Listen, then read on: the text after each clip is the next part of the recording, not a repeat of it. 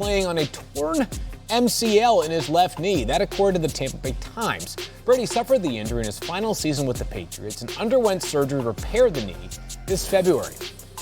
Graz, what more can you add to the story regarding Brady's lingering knee injury? It's interesting to see what the league will do. They haven't said yet whether they would investigate this, but if the Buccaneers are found to have concealed an injury and not reported it on the injury report, particularly their starting quarterback, there is precedent for the league acting and fining the organization. We've seen them levy six-figure fines against organizations in the past for that kind of thing. So watch out in the next couple weeks and see whether the league looks into whether the Buccaneers were hiding a Tom Brady injury last year.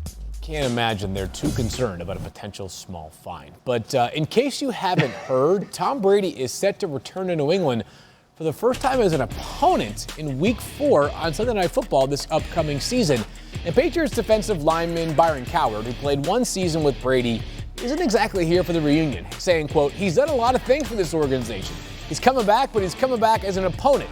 So I'm going to treat it like any opponent. We ain't welcoming him. We just got to play him. There ain't going to be no damn ceremony for him or nothing like that. They might clap for him, but there's not going to be no, bro, this is our opponent. Bro, what? We like to win," end quote. All right, so, Lewis, how much fuel do you think this adds to Tom Brady's already impossible to put out fire? Look, it's dumb. It's not being real aware now, is it?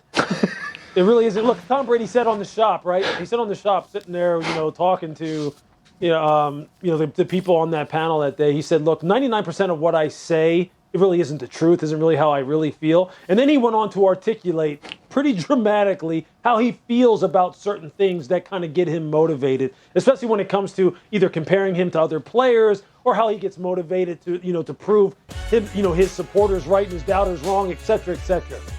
For a guy who basically is synonymous with Coach Belichick as far as the Patriot way is concerned, for you to say something about, that this really isn't a big deal, they're not going to be celebrating them, etc. I mean, that's just dumb because you know what Tom's going to do with this internally.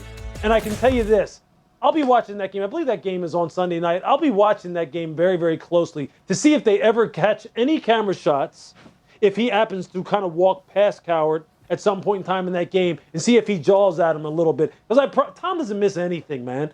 He's kind of let you in on the fact that he doesn't miss anything. Yeah, nothing. For you to say this, it's just dumb.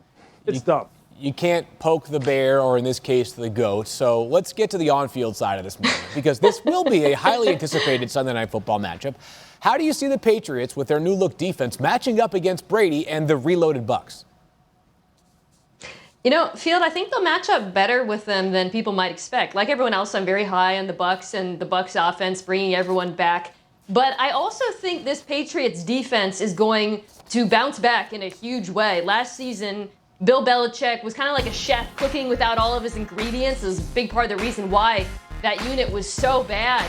This year, they bring back Dante Hightower and Kyle Van Noy. You see there adding Matt Judon, Henry Anderson, drafting Christian Barmore, and then they have all of those DBs that Belichick loves to deploy in different ways. What makes Bill Belichick great is not just scheme and leadership, but the fact that week to week, he tailors his game plan to his opponent. He is keenly aware of Tom Brady's, I don't want to say flaws because he is the GOAT, but the challenges he has as a quarterback, particularly under pressure. And I can guarantee you that Patriots defense is going to come into that game with the perfect game plan for Tom Brady. And I can't wait to watch it because it's like a chess match between these two sides.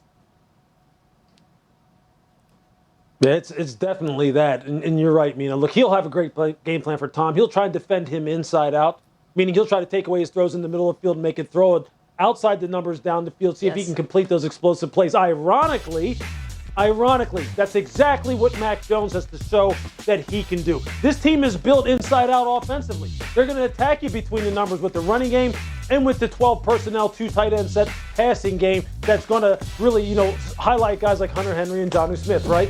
Can Mac show the same kind of efficiency pushing that ball down the field outside the numbers, plus 20 air yards, to guys like Nelson Aguilar? Can Nelson Aguilar have another career type of year like he had last year in Vegas?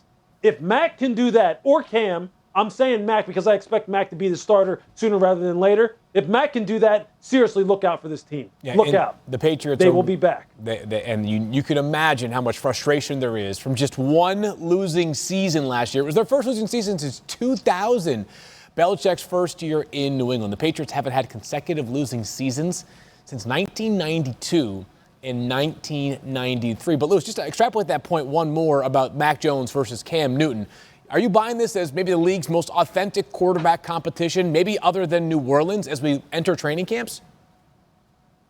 Absolutely, Field. Absolutely. Look, you know how Bill is. You know that this guy believes in competition and nothing is given. Everything is earned. It'll be earned at the quarterback position in New England this year.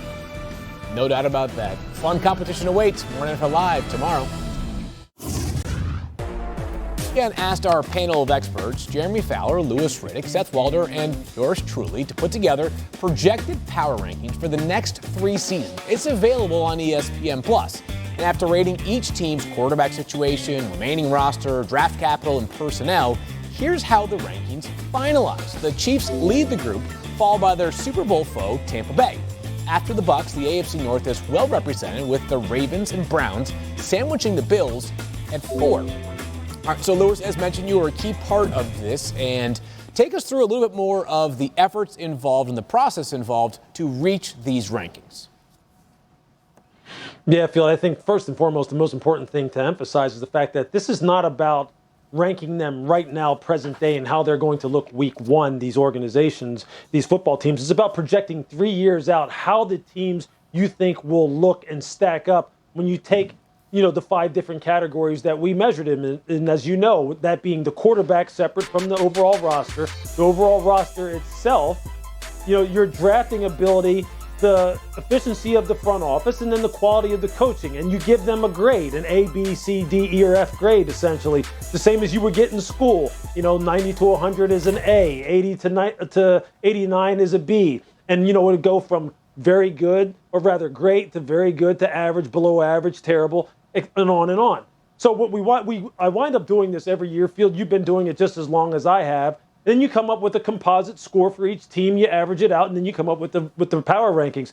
What's always good about this article in particular for me is it really does prepare me for the year and gives me a long-term perspective on what these teams look like. And it obviously sparks a lot of different debate. There's a lot of people who agree with it, a lot of people who don't agree with it. But I think the one thing that I take away from this year in particular, and we talked about this a little bit in our production meetings, is the fact that the importance of quarterback play both now and in the future, and how it really did affect some of our rankings of these teams in the top 10 in particular. Yeah, we had some unique quarterback situations this offseason that made it even more difficult. So, Mina, when you look at this list, what might have stood out to you? Well, it's how many of those teams with unique or uncertain quarterback situations landed it in the top 10 because they're doing everything else right. For example, the Colts jump out to me. San Francisco also jumps out. New England. All 3 of those teams are really well-built rosters, particularly in the trenches. I'm sure you guys gave them high marks on the general managers, the rest of the roster, all those other categories. But next year, when we're looking at this list again, not be in the top 10 because San Francisco, we don't know how Trey Lance is going to play. With New England, it's Mac Jones if he gets the opportunity to play. And then with the Colts, of course, it's Carson Wentz. And if you're the Colts, just for example, and Carson Wentz doesn't play well, suddenly you're looking at a team that's been so well built and done everything the right way and drafted well, and you're still at a loss because you haven't fixed the quarterback position. And I think that really speaks to how much it matters in the NFL, the outsized importance of finding your quarterback in the NFL, because all of these other categories are really secondary at the end of the day. Mina, you mentioned the San Francisco 49ers, and when I looked at this list, that jumped out to me because I think there's a presumption of stability in the leadership positions there. And I think, they obviously, management believes in Kyle Shanahan and John Lynch, and I think a lot of us do as well. But the fact of the matter is they've had 4 seasons there and they've had 3 losing records. And I wonder if their bad luck were to continue, they put a couple more losing seasons in the books. if maybe there's a change at head coach and or GM in San Francisco at some point in the next couple of years that changes the perception of their long-term outlook as well. So I think quarterback, yes, and also I think most of the teams in that top 10, you see stable leadership, coaches, GMs, et cetera, who've been there a long time. Well, one of their former Bay Area neighbors, the Las Vegas Raiders, are down all the way at 28. That's a team that stood out to me in reflecting upon the exercise. They got to get cooking in a hurry down there in Las Vegas. 7 teams this year will be led by first-year head coaches. You can bet their surrounding cast will be essential to them rising up the ranks for next year's edition. Hey, Tom Brady, he returns to New England with another Lombardi Trophy in tow. But one former teammate warns him his homecoming may not be all that friendly. Find out who decided to tempt fate next on NFL.